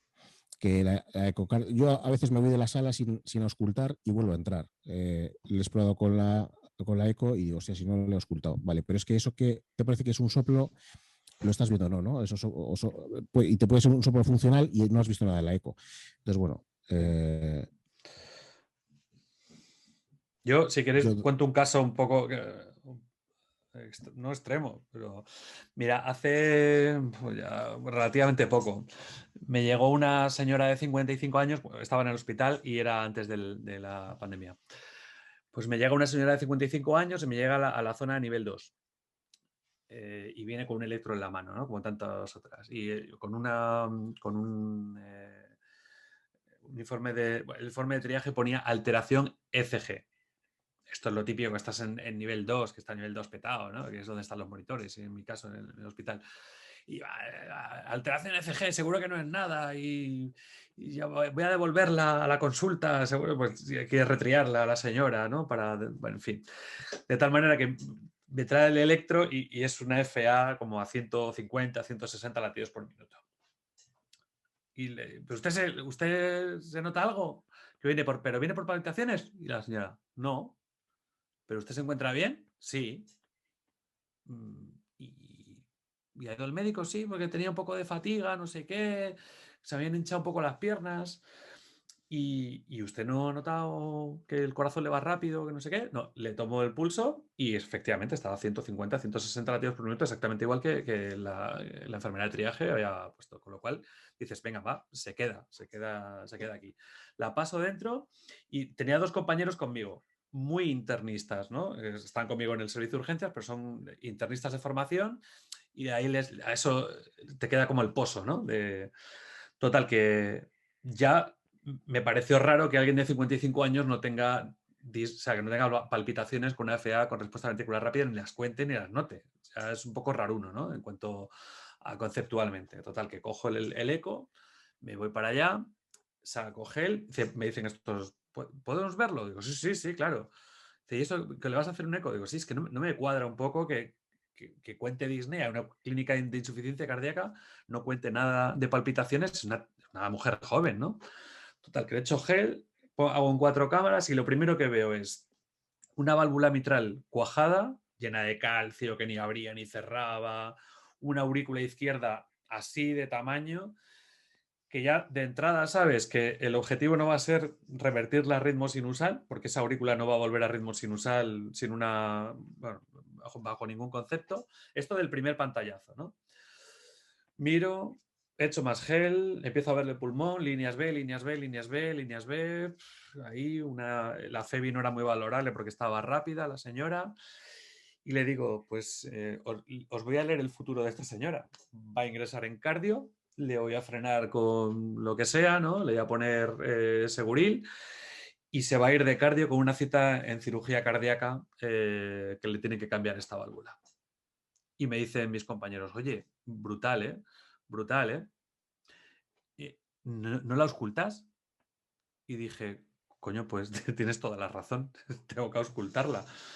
Pero efectivamente el cuadro es, quiero decir, un pantallazo, ecocardio, en un paciente, una FA con respuesta ventricular rápida, pues te saca de mogollón de dudas, ¿no? Y la información que te da es, por cierto, literal, una semana menos, 5 días de ingreso y cita en cirugía cardíaca para recambio valvular mitral. Que luego el cardiólogo dice que tiene un gradiente de presión, un área, que el componente de estenosis era más que el de insuficiencia. Da igual, chorradas, ¿no? Chorradas, entendedme. Pero ese es el valor. Ese es el valor. Es que la eco, Antonio sabe que la eco vale para todo y no hay una imagen que ya puedes estar, eso es su Twitter, ya puedes estar viendo a un paciente que después de saber que tiene un neumotoras, pues te puedes saber el partido de turno. Mi compañera Carmen Benito, que es una crack la tía, y lo único que hace es eso, disfrutar de lo que ve en el eco, sea lo que sea. Por Sí, lo que cierto, se tengo que queda, decir eso una es. cosa, que yo soy, como médico, soy malísimo. Y esto lo tengo que decir públicamente. Es decir, ahora la gente estará diciendo, mira, este gilipollas que está aquí tirándose flores y tal. Yo sin eco, no, vamos, le hubiera empezado a meter cualquier tipo de, no, pues yo qué sé, hubiera intentado cardiovertirlo, hubiera a saber qué hubiera hecho. En el fondo, no, lo digo en serio, ¿eh? La eco lo que te hace es, no mejor, bueno, mejor médico, sí, en el fondo médico. Ahí el clásico podcast americano lo que dice es que la ecografía convierte a los médicos malos en normales y a los buenos ya los convierte en geniales, ¿no? Pero es verdad que es un poco el igualador. Es como el Colt 45 en el oeste, ¿no? Es lo que permitía que uno bajito se peleara con uno muy alto, ¿no? O como la sutura mecánica de los cirujanos. Ya se acabó coser tripas a mano. Eso diferenciaba a los cirujanos buenos de los cirujanos malos. Ahora todos son iguales porque tiran de gía y a tomar por saco. Pues la eco utilizada con cabeza, que eso sí que hay que tenerlo, en el fondo es un igualador muy bueno para, ¿no? Que Oye, y eso una que cosa, no va por un rollo personal, sino eso va para el paciente. no, está claro. Y una cosa al respecto a esto, ¿no? Que estáis hablando, eco en manos del médico, eco más en manos del médico. Yo sé lo que opináis vosotros, pero quiero que veáis en público. Ecografía y enfermería. ¿Qué? Vuestra experiencia en el día a día. ¿Útil, no útil? Con los ecógrafos que ¿Qué no haces, tenéis ni idea. ¿Se ha visto? ¿Se ha visto? Se ha visto, pues se se ha ha oído visto. Remolinchi. A ver. A ver. Ahí. Somos los radiólogos. Devolvednos lo que es nuestro. Dejad de jugar con los ecos. Tenéis ni idea. Lo he hecho Qué a colección de que nadie lo ha dicho, pero en el de Susana Simó, el primer capítulo vuestro, hubo un intento de hackeo. ¡Oh, es verdad! Es verdad. Lo hubo. Es verdad. Conseguimos abordarlo rápidamente y mandar a los rumanos, que siempre están atentos, y abolir la amenaza, pero sí lo Anonymous hubo. está en todos los sitios, sí. Sí, efectivamente. Os preguntaba, Sí. ecografía y enfermería, ¿qué opináis? ¿Se debe lanzar más a Dos utilizarlo? palabras, a saco. ¿Lo utilizan en vuestros servicios? ¿Cuál es la utilidad así rápidamente que le veis? Venga. No debería usarse jamás. No se usa. Un saludo a Miriam e Inés. A ver, yo, si fuera un servicio de urgencias diciendo que no puedo mear, esto es una pequeña aplicación que es la primera que has dicho tú, Antonio. Sí, a mí no me gustaría que me sondaran de entrada, ¿no? Y me gustaría que la enfermera que me va a sondar, además, si pudieras ver que no ha hecho una falsa vía, ¿qué decir? Que la ecografía no es o sea, no somos dueños de la ecografía, nadie. Ni los radiólogos, ni los urgenciólogos, ni los médicos, ni tal. Esto lo escuché una vez en un congreso y me gustó mucho. Es que la ecografía es mucho más grande que todos nosotros, ¿no? Y en el fondo estamos equivocando el mensaje. Queremos segurizar, o sea, queremos disminuir la iatrogenia al mínimo y esto, con formación, claro, esto da igual quién lo haga. Quiero decir, ¿por qué no va a ser la enfermera del equipo de emergencias la que meta la sonda para ver si tiene una causa tratable de actividad eléctrica sin pulso? ¿No? Pues es que si lo hace Sí, un médico, esto lo puede efectivamente. hacer cualquiera. Bueno, vamos a quedarnos con esta frase Es que última. además igual luego dependes de ella, eso es, dependes de enfermería. Solo, ¿se me oye? Sí. Solo Sí. hay una cosa que no me gusta, solo hay una cosa que no me gusta de que enfermería use el ecógrafo, que es que cuando lo voy a usar no está y están cogiendo una vía de acceso difícil y yo tengo que esperar. Bueno, ya empieza a haber en algunos servicios, Saco, ya saco. incluso en ecógrafos solo para esas cosas, ¿no? Para que podáis seguir Y haciendo vuestras, portátiles, sí. jugando con esas cositas, ¿no? Pero bueno, que yo creo que también es una cosa que está Claro. costando. Y precisamente, fíjate, en ese sentido es de las pocas situaciones en las que el personal de enfermería hospitalario está un poco más avanzado que el de extrahospitalaria, en el que para las técnicas de enfermería, no para la valoración global, en la que sí participamos, ¿no? Pero para las técnicas de enfermería no está muy extendido el uso de la ecografía. De hecho, por poner un ejemplo, nosotros por ejemplo, en Samsung no tenemos ni sonda lineal a mano en nuestra unidad, ¿no? Para hacerlo más frecuente, ¿no? Que pueda hacer la obtención de un acceso a menos difícil. Es decir, hay tenéis que que cambiar ese solicitarlo, ecógrafo tiene que venir ya. otra persona, ¿no? Sí, a ver si está algún jefe por aquí mío y toma nota. Vamos a pasar rápidamente a ver si hay alguna pregunta entre la gente que nos está escuchando y que se animen a abrir los micros y a preguntar abiertamente, por favor. Así que pasamos a una visión de galería, ¿no? Para que nos veamos todos un poquito las caras y bueno, yo creo que hay que aprovechar que están Juanjo y Tomás aquí con nosotros para que preguntéis lo que queráis, ¿vale? Habéis ido comentando alguna cosita, ¿no? Habéis hecho comentarios generales, ¿no? Dice por aquí, ¿qué ecógrafo portátil recomiendan para unidades de soporte vital avanzado? Entre VScan, Lumify, Sonosite, Ibis, ¿qué opción consideraríais? No hace falta que os mojéis. Si Cada vez hay más en el mercado, ¿eh? Pues además, tenemos chica nueva en la oficina que, bueno, que la tengo sin batería, por cierto. Que esta es otra cosa. Quiero decir, tenemos dos VScan diferentes. Uno recién sacado ahora que es totalmente Bluetooth, que se utiliza con el móvil. Lumify, Ibis creo que está a punto de descontinuarse en el uso, si no recuerdo mal. Tenemos dos tipos de Butterfly, tenemos ecógrafos de China. Estamos democratizando la utilización de la ecografía. Eso es bueno, en el fondo es bueno, porque ya no hace falta hipotecarse. Y si uno aparece en casa con un Butterfly, pues no le esperan más de 2 o 3 noches en el sofá, máximo, ¿no? Pero si apareces con un, yo qué sé, con un Ibis, te espera un mes de sofá fijo, ¿no? Entonces, estamos disminuyendo las noches de sofá, cada vez son menores. Y eso, en el fondo, es buena noticia. ¿Cuál recomiendo? Recomiendo que se prueben y el que más se adapte a las necesidades, ¿no? Porque esto es como todo. ¿Qué coche recomiendas? Yo no sé, la verdad es que coges pruebas, miras, el que más te vaya contigo, ya está, ¿no?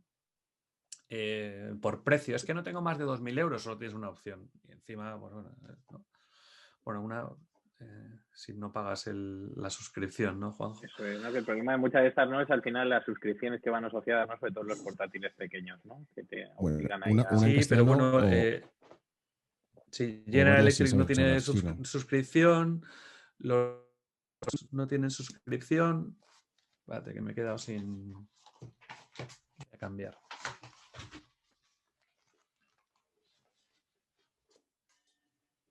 Sí, tío, más preparado con dos auriculares y todo. Y sin embargo, el ecógrafo, que es de lo que vamos a hablar hoy, le tiene sin batería, tiene huevos. Bueno, ¿ya Tomás? Ya estoy, sí. Que digo que los chinos... me escucho sin retorno. El Bluetooth.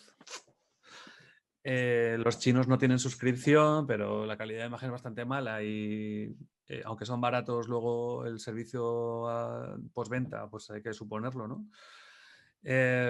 Butterfly, la ventaja que tiene es que tienes todas las ondas metidas en una, no hace falta comprarse alta frecuencia y baja como Lumify o como cualquier otro.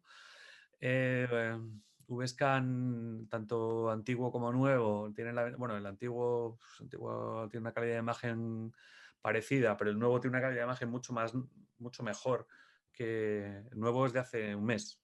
Entonces, lo ves también en el VScanner. Y luego tenemos los equipos que serían como de alta gama, ¿no? Que de alta gama me refiero, pues este que acabo de enseñar, el Cosmos, que está recién sacado en Europa, Ibis y Lumify y tal, que ya son equipos con tablet. Todos pros y contras, Y luego hay más compañías que están saliendo, ¿no? Hay compañías, una canadiense, otra americana, que están sacando ecógrafos, van a sacar un ecógrafo que se parece más al Butterfly y va a ser competencia en cuanto a que tiene capacidades de ecógrafo de alta gama, pero con un chip electrónico, luego no habría que cambiar de sonda para alta y baja frecuencia. Bueno, esto hay que ver, esto se pone interesante. Si tuviéramos posibilidad solo de comprar una sonda, ¿cuál elegiríais? Aunque sé cómo vais a decir, es que no tiene sentido tener una solo, pero si tuviésemos Convex. O sectorial. ¿Convex? Convex. Sí, con la Convex puedes meter entre costillas con la imagen cardíaca que te dé y puedes quitarle profundidad para hacer algo del lineal. Sí, Convex. Neumotórax. Eso lo haces tú, Antonio. Neumotórax con la Convex. Sí, bueno, cuando nos llega el segundo ecógrafo sí, porque en el de las unidades nuestras solo es sectorial. Pero cuando nos llega la ayuda... Por eso digo, por eso he dicho que sectorial no, ¿eh? Sectorial, ese es el problema. Que ver la pleura es muy complicado, lo tienes todo en el triángulo de arriba, es todo pixelado y es muy complicado decir desliza, no desliza. Hace una movida, ¿eh? Sí, efectivamente. Más preguntas, Antonio a ver si alguien se Urbano, anima, venga. Antonio, sí, eso es, que preguntan por la Butterfly. Bueno, creo que ha contestado Tomás sobre la Butterfly, solo actualizar. Salió el nuevo modelo, el Plus, y Butterfly tiene dos disquisiteces, o tres, dos. Una, tienes que elegir Android o iPhone. Dentro de iPhone está Lightning con los iPhone normales, o si vas a usar un iPad con USB-C. Entonces te estás atando demasiado. Y todo lo que están implementando, decir que los portables dan lo que dan. No quiero hablar mucho de este tema porque hay un capítulo de Pica Podcast que tengo todavía que preparar sobre el asunto. Pero, joder, ya, como el de WinFocus Madrid. Pero Butterfly está premiando a los estadounidenses porque lo que implementan va para allá, y sobre todo ahora con la nueva sonda IQ Plus, obviamente quieren potenciar las ventas. Entonces, bueno, yo soy uno de los poseedores del primer IQ y te ata bastante. Ahora, como al iPhone le dé por cambiar el Lightning a USB-C, pues este teléfono no se va de mi mano. Ya, claro. Nosotros tenemos 3 IQ Plus en la universidad. Tenemos un grupo de alumnos que están permanentemente, es un rollo un poco más americanoide, ¿no? No vienen a clase, solo están permanentemente en el hospital.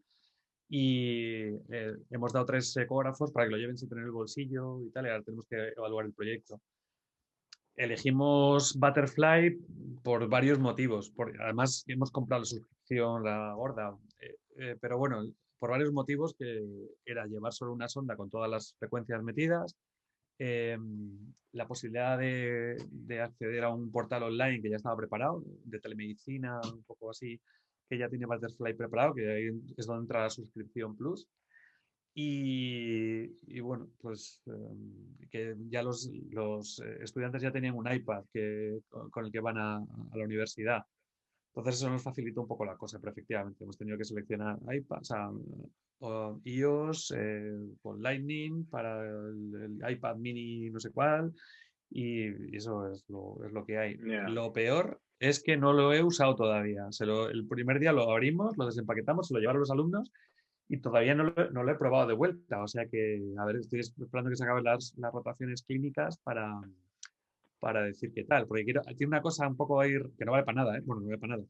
Que es que cortan 2 planos y para un procedimiento ves la aguja en 2, o sea, ves el procedimiento en 2 planos a la vez y simultáneo. Esto tengo que probarlo. No sé cómo va.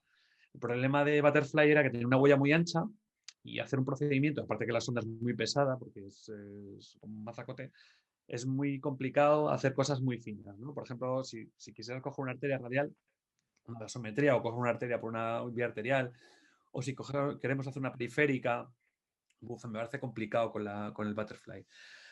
Y preguntan qué tal el VScan Air. Off the records, lo probé ayer y bastante bien. Bastante bien. Los presets están muy bien pulidos. Claro, es mucho más pasta. Esto es la otra. Pero claro, es mucho más pasta de una sola vez, pero luego no tienes ningún tipo de desembolso extra. La aplicación está metida, se puede usar gratis, no hace falta darse de alta en software ni nada. Y la calidad de imagen, a ver, entre el VScan anterior y el Butterfly están parecidas, un poquito mejor, otro peor, pero esta claramente es mejor la calidad de imagen.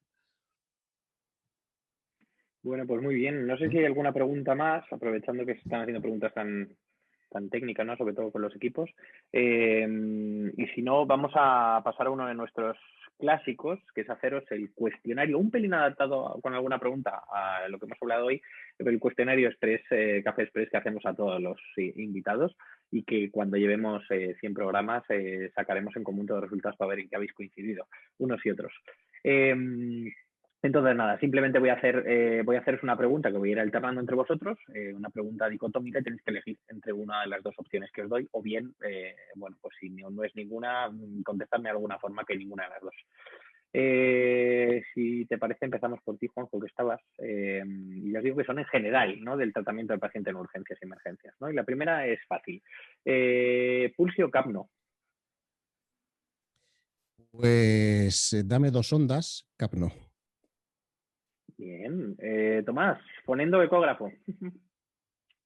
Percusión, sin duda. Sistólicas o medias, Juanjo. Joder, después de ver a Susana, media.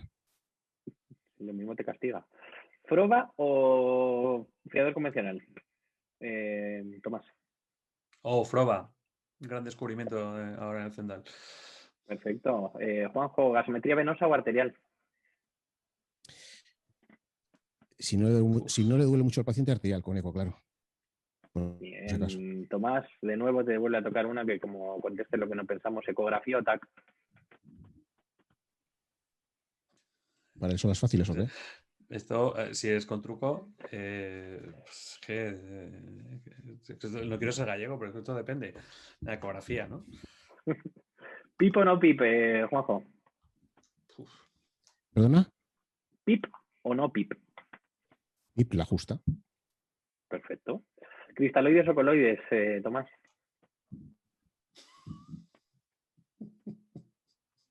Cristaloides. La sonda de ecógrafo tiene un depósito. Sangre completa concentrada en Matías. Sangre completa. Me gusta. Tomás, ¿perfusión continua o microbolos? Ay, perfusión continua. Qué rollo, ¿no? Tener que pensar en otra cosa. Microbolos, ¿qué es eso? ¿Dopa o dobuta, Juanjo? Hombre, ¿qué es la dopa? ¿Parches o palas, Tomás? Jo, esta la he cambiado. Yo era muy de palas, pero ahora soy más de parches. Muy bien. Y Juanjo, te toca una fácil. ¿Convexo o sectorial? Bueno, ya sabes. Pues no es nada fácil, ¿eh? Para todo, Mastercard. Creo que la Convex te da más versatilidad, es lo que ha dicho antes Tomás, ¿no? La sectorial, ese abanico. Bueno, muy bien. Y la última de todas y la más compleja, Tomás, ¿café o gin tonic? Joder, esta la tengo muy fácil, ¿eh? No me gusta ninguna de las dos cosas, me las tomo por socializar, pero me quedo con el café, tío. Con leche. Es más de sirope de fresa. Sí, con sirope de fresa. No, por eso has venido a este programa, aunque haya sido tarde. El gin tonic del conocimiento es que era un poco peor. Efectivamente, no terminaba de cuadrar. La caspa. El brandy del conocimiento. Vamos a pasar a la última parte del programa. Ya sabéis que terminamos haciendo recomendaciones de 6 lecturas para el periodo hasta el próximo programa. Ya tomé un poquito aquí en el bus, que empieza a no verse. No sé si están Tony y Raúl por ahí, nuestros colaboradores que nos buscan la evidencia. Así podéis silenciaros y decirnos si estáis por ahí. Y voy a compartir, si os parece... Dame un segundo. Así rápidamente aprovecho que hablan del calentamiento del butterfly. Todos los ecógrafos se calientan. O sea, todos los ecógrafos de mano se calientan. Esto es un poco un mito. Bueno, no estaba escribiendo justo por no. Es que todos los ecógrafos se calientan. Se calienta este que acabo de enseñar, se me calienta en la uni, es verdad que con media hora larga de uso pues se calienta. El Ivy se calentaba y hubo que hacerle un agujero de lado a lado de la sonda.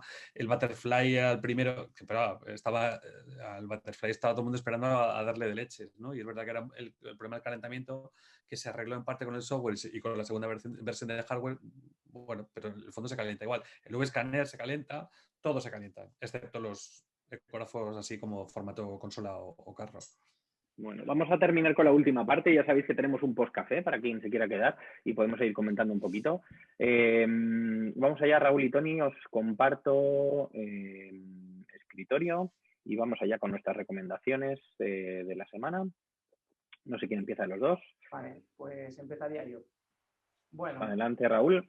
básicamente este es un documento de consenso avalado por la Sociedad Española de Cardiología y la Sociedad Española de Medicina Intensiva, en el que se hacen distintas recomendaciones basadas en la máxima evidencia posible sobre hipotermia terapéutica en pacientes con parada cardíaca. Se hace un repaso fisiológico a la técnica, de los métodos que podemos utilizar para implementarla, indicaciones, contraindicaciones, efectos secundarios, y aparte se termina con un apartado especial en el que se indica que sería necesario meter más protocolos en las unidades de cuidados intensivos específicos sobre hipotermia terapéutica. Perfecto, muy bien. Vamos con el segundo, Tony. Bueno, yo presento algo que quizás ha habido ya por muchos, ¿no? Pero algo reciente que salió en el 2021, en este mes de marzo, y es un importante metaanálisis sobre el efecto que tiene la morfina sobre los inhibidores plaquetarios, específicamente los P2 y 12, a saber clopidogrel, triclopidina, ticagrelol, prasugrel, cangrelol.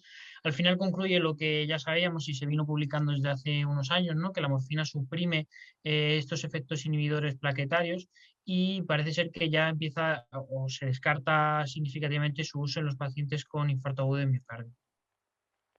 Perfecto, muy bien. Vamos con el siguiente artículo. Raúl. Bueno, pues el siguiente artículo es un estudio observacional que se hizo en un hospital de España, en el que se recoge una muestra de 360 pacientes sometidos a ventilación mecánica no invasiva, y en el que se evalúan cuáles podrían ser los factores predictivos de fracaso del destete de la técnica.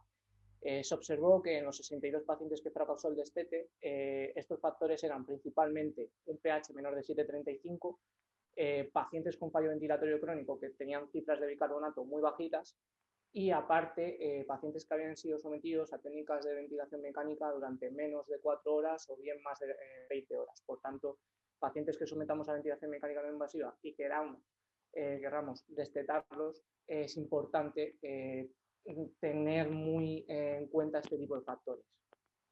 Perfecto. Tony, vamos con el siguiente.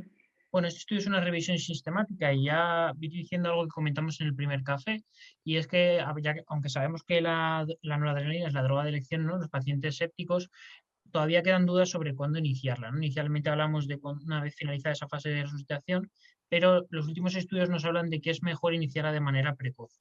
Al final, esta revisión para diferentes protocolos, y lo que nos habla es que los pacientes que se inició la NORA de una manera precoz, ¿no?, concomitante con las cargas de volumen, requirieron un menor tiempo para llegar a esas medias por encima de 65, experimentaron una reducción de la mortalidad y al final tuvieron una menor carga de volumen y por lo tanto menor sobrecarga durante las 6 primeras horas. Muy bien, muy interesante. Raúl.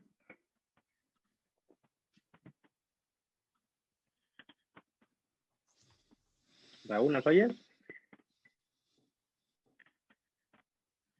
Se ha quedado, yo creo, pillado, Raúl. Raúl, ¿ahora nos oyes? Sí, os escucho, que se me había Venga, quedado adelante. un poco bloqueado.